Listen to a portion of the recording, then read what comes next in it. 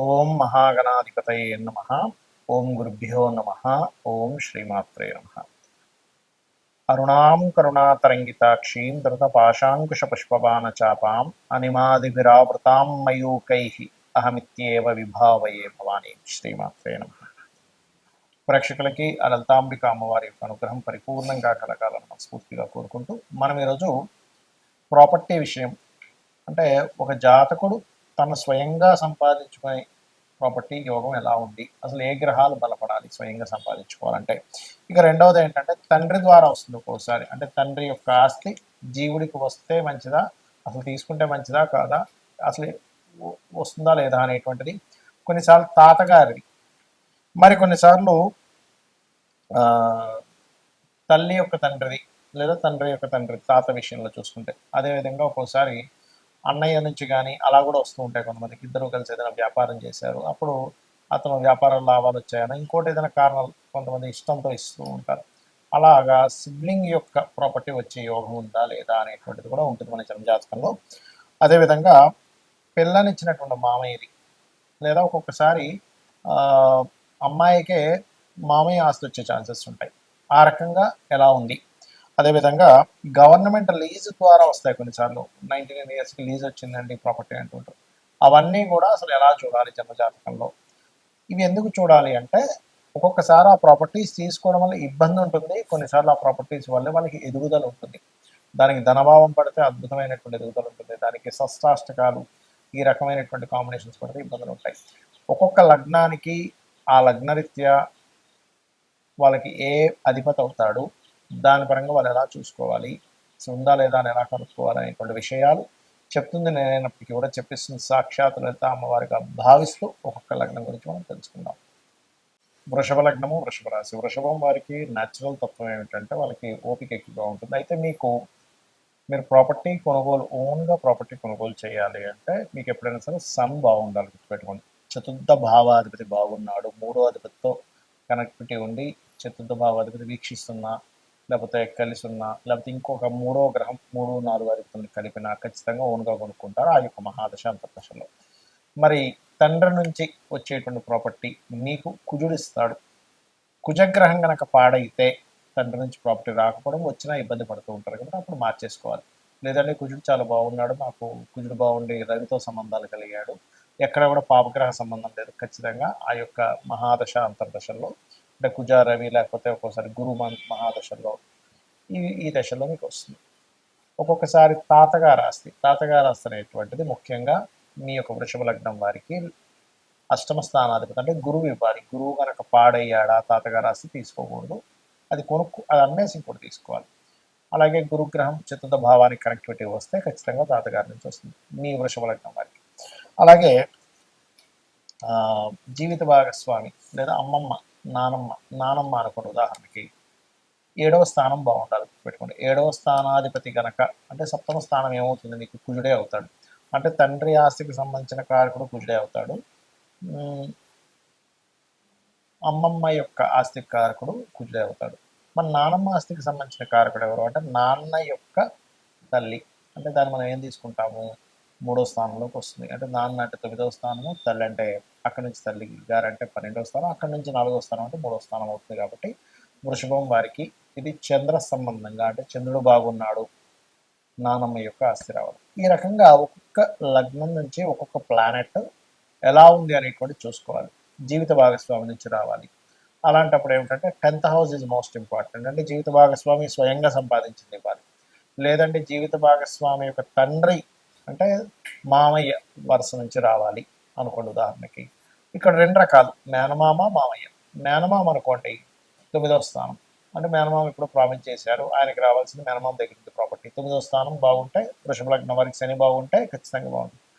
లేదంటే అలా కాదు, వృషభ లగ్నానికి ముఖ్యంగా భార్య లేదా భర్త యొక్క ప్రాపర్టీ రావాలి, అది ఎక్కడో ఇరుక్కుపోయింది అన్నప్పుడు శుక్రుడికి సంబంధించిన బలం తగ్గిందని అర్థం అనమాట. అలాగే సిబ్లింగ్స్ నుంచి ప్రాపర్టీ ఏదైనా అని అన్నప్పుడు ఇక్కడ ప్రధానంగా ఇది కూడా శుక్రుడే తీసుకోవాలి. కాబట్టి ఇక్కడ ఈ ప్లానెట్ కనుక పాడైతే మీకు రావాల్సింది ఇరుక్కుల్లో పడుతుంది, లేదు బాగుంటే కనుక ఖచ్చితంగా వస్తుంది. అయితే ఏ ప్లానెట్ అయితే పాడైందో ఆ ప్లానెట్కి సంబంధించినటువంటి రెమెడీ చేసుకోవడం ద్వారా మీరు బయటపడడం జరుగుతుంది. ఈ ప్రాపర్టీ విషయంలో సొంతంగా కొనుక్కోవడం ఒక ఎత్తు, మీ బంధువర్గం నుంచి రావడం అంటే తాత, తండ్రి, మామయ్య, అన్నదమ్ములు, గవర్నమెంట్ నుంచి రావడం ఒక ఎత్తు. అయితే ఎప్పుడు కొనుక్కోవాలి? ఇది చాలా ముఖ్యమైనటువంటి విషయం ఎప్పుడైనా ఏదైనా ప్రాపర్టీ కొనుక్కోవాలన్నప్పుడు. ఎప్పుడు కొనుక్కోవాలి అంటే మీ జన్మ జాతకంలో సొంతంగా కొనుక్కునేటప్పుడు 4వ స్థానం గుర్తుపెట్టుకోండి. 4వ స్థానము లేదా కుజుడు భూములు కొనుక్కోవాలన్నప్పుడు కుజుడు దగ్గర కానీ బుధుడు దగ్గర కానీ గుడ్ ట్రాన్సిట్ ఉండాలి. చాలామంది ఏమంటే మేము కొనుక్కున్నామండి కానీ చాలా ఇబ్బందులు పడ్డామంటారు. ఎందుకు కారణం ఏంటంటే 4వ స్థానానికి ఎక్కడా సరైన కనెక్టివిటీ లేదు. ఇది కేవలం మీరు కొనుక్కోవడానికి. మరి మీ తండ్రి నుంచి వస్తుంది. 12వ స్థానానికి సరైన గోచారం లేదా మహాదశలు బాగుండాలి. లేదా తాతగారు ఆస్తి తీసుకుంటున్నారు, అప్పుడేమిటి అష్టమ స్థానం బాగుండాలి. ఆ టైంలో మీరు కొనుక్కునేటప్పుడు గోచారం బాగుండాలి. చాలామంది తాతగారు ఆస్తి తీసుకున్నామండి అమ్మేసామండి అంటారు, తండ్రి గారు ఆస్తి ఇచ్చారు కానీ అమ్మేసామంటారు. కారణం ఏమిటి అంటే ఆ యొక్క ప్రాపర్టీని ఇచ్చేటువంటి గ్రహాల యొక్క స్థితి గతులు సరిగ్గా లేవు అనేటువంటిది మనం అర్థం చేసుకోవాలి. ఇక అప్పుడు గోచారం బాగుంది, ఖచ్చితంగా తీసుకోవచ్చు. అయితే ఇందులో మీకు కనుక తాతగారు ఆస్తి కానీ తండ్రి గారు ఆస్తికి కానీ వచ్చిన తర్వాత ఇబ్బందులు ఉన్నాయన్నప్పుడు ఖచ్చితంగా మీరు ఆ ప్రాపర్టీని యాజ్ ఇట్ ఈస్గా అమ్మేసి ఇంకో ప్రాపర్టీ కొనుక్కోండి. యాజ్ ఇట్ ఈస్గా వాళ్ళు సంపాదించినటువంటి ఆ ప్రాపర్టీ ప్లేస్లో యాజ్ ఇట్ ఈస్గా మీరు ఉండకూడదు. లేదా రెంట్కి ఇచ్చేసి ఇప్పట్లో అమ్మలేమన్నప్పుడు దాన్ని రెంట్కి ఇచ్చేసి ఇంకో దగ్గర ఉండడం అయినా మంచిది. ఇక అదేవిధంగా బాగోపోతే అమ్మేయాలని చెప్పాను.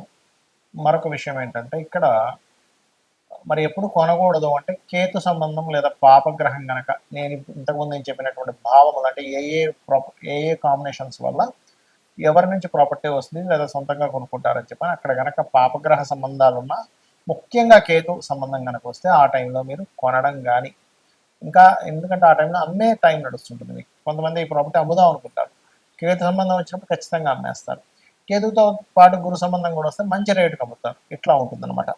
అలాగే సిమ్టమ్స్ ఏమిటి మీరు అనిపించవచ్చు, ఏమిటి నాకు ఈ ప్రాపర్టీ పనికి వస్తుందని నాకు ఎట్లా అర్థం అవ్వాలి?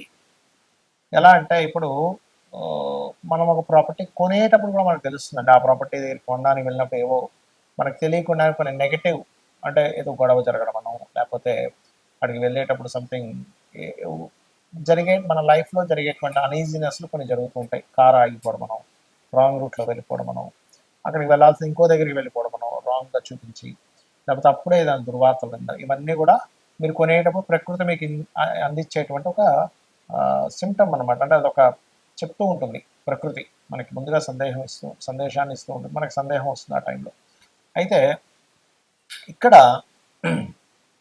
మీరు ఇది మీరు ఓన్గా కొనుక్కునే విషయంలోని ఈ యొక్క ఇది తెలుస్తూ ఉంటుంది. లేదా ఆ ఫలానా తాతగారో మామయ్యో అమ్మమ్మో నానమ్మో సిబ్లింగ్ సంబంధించిన ఇంట్లోకి వెళ్ళినప్పటి నుంచి మీకు బాగోలేదు అంటే మీరు అర్థం చేసుకోవాల్సింది ఇక్కడ 2 విషయాలు చూసుకోవాలి. ఒకటి, మీకు మహాదశ అంతర్దశలు ఏమైనా ఇబ్బందినిచ్చేటువంటిది ఉందా, అది ముందుగా చెక్ చేసుకోవాలి మీరు. ఇక రెండవ విషయం ఏంటంటే ఆ ఇంట్లో వాస్తు దోషం ఉండడం వల్ల వచ్చిందా. ఒక్కొక్కసారి మీకు అది కలిసి వచ్చే మీకు తండ్రి వల్ల తాత వల్ల యోగం ఉన్నప్పటికీ వాస్తు దోషం వల్ల మీకు మహాదశ అంతర్దశల్లో బాగోపోవడం వల్ల వస్తుంది. అంతేగాని ప్రతిసారి తండ్రి ప్రాపర్టీ తాత ప్రాపర్టీ కలిసి రాకపోవడం ఉండదు. అవి చెక్ చేసుకుని అవి కూడా బాగున్నా సరే బాగోలేదంటే మీకు ఎక్కడో ఇబ్బంది ఉందని అర్థం. కొంతమందికి జాతకాలు ఉండవు, జాతకాలు లేనప్పుడు వీలైనంత మటుకు అక్కడికి వెళ్ళినప్పటి నుంచి ఇబ్బంది వస్తుంది అన్నప్పుడు దాన్ని రెంట్కి ఇచ్చి ఇంకో దగ్గరికి వెళ్ళడం మంచిది, లేదా అమ్మేసి ఇంకోటి కొనుక్కోవడం మంచిది. ఇక ప్రాపర్టీ పరంగా ఇలా ఉందండి, మేము ఏం చేయాలి? ఇప్పుడు సొంతంగా ప్రాపర్టీ కొనుక్కోవాలన్నా లేకపోతే ఎవరైనా సరే ఏదైనా ప్రాపర్టీ పొందాలన్నా ముఖ్యంగా గురు కుజ గ్రహాల దగ్గర దీపారాధన చేస్తూ ఉంటే తొందరగా ప్రాపర్టీ యోగం వస్తుంది ఒకటి. రెండవది, మణిద్వీప వర్ణన ఖచ్చితంగా ప్రాపర్టీ యోగాన్ని ఏదైనా గృహం కొనుక్కోవాలనే యోగాన్ని కలిగిస్తుంది. సరే ఇవి ఓకే, ఒక ప్రాపర్టీ కొన్నాము అది కబ్జాలోకి వెళ్ళిపోయింది, లేకపోతే లిటిగేషన్స్ ఏర్పడ్డాయి, గొడవలు నడుస్తున్నాయి, ధర్మబద్ధంగా మీరు ఉన్నారు, అయినా సరే ఆ యొక్క ఆస్తికి సంబంధించింది మీకు ఎంతో పోరాడుతున్నారు రావట్లేదు. అలాంటప్పుడు వారాహి అమ్మవారి యొక్క స్తోత్రము, వరాహస్వామిని పూజించడము ఇవి చేయాలి. మీకు ఈ రకంగా కనుక మీరు చేసినట్లయితే మీకు ఖచ్చితంగా రావాల్సిన ప్రాపర్టీ రావడము, అదేవిధంగా ప్రాపర్టీలో ఏదైనా ఇబ్బందులు ఉన్నా సరే తొలగిపోవడం అనేటువంటిది జరుగుతుంది. కాకపోతే ఇది ఎన్ని రోజులు చేయాలి అంటే మీకు ప్రాపర్టీ క్లియర్ అయ్యే వరకు ఈ అష్టోత్తరాలు చదువుకోవడం చేయండి. కొనుక్కోవాలన్నా కూడా ఏదైనా ప్రాపర్టీ కొనుక్కోవాలన్నా కూడా ఇందాక నేను చెప్పినట్టుగా గురు కుజ గ్రహాల దగ్గర దీపారాధన రెగ్యులర్గా చేయండి, మంగళవారము బుధవారం. ఇలా చేసినట్లయితే ఖచ్చితంగా మీకు రావాల్సిన ప్రాపర్టీ వస్తుంది. శ్రీమాత్రే నమః.